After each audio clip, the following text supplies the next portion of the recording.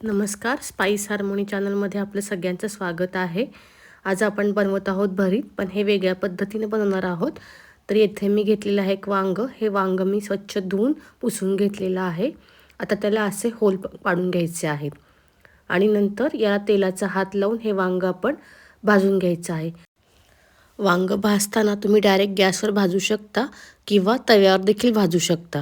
वांग आपल्याला ही वांगाची जी साल आहे ती काळी पडेपर्यंत चांगलं भाजून घ्यायचं आहे। मी येथे वांग डायरेक्ट गॅसवर भाजत आहे। वांग भाजत आहे तोपर्यंत आपण मसाला वाटून घेऊया।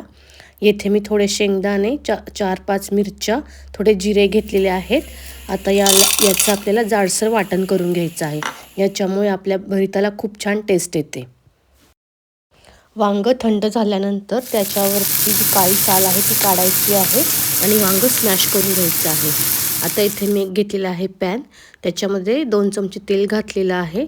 नंतर आपल्याला याच्यामध्ये बारीक चिरलेला कांदा ॲड करायचा आहे। कांदा आपल्याला चांगला परतून घ्यायचा आहे। आता याच्यामध्ये ॲड करायची आहे थोडीशी हळद। आता याच्यामध्ये घालायचा आहे जो आपण वाटून घेतलेला मसाला। तो चांगला 1-2 मिनिटं इथे परतून घ्यायचा आहे।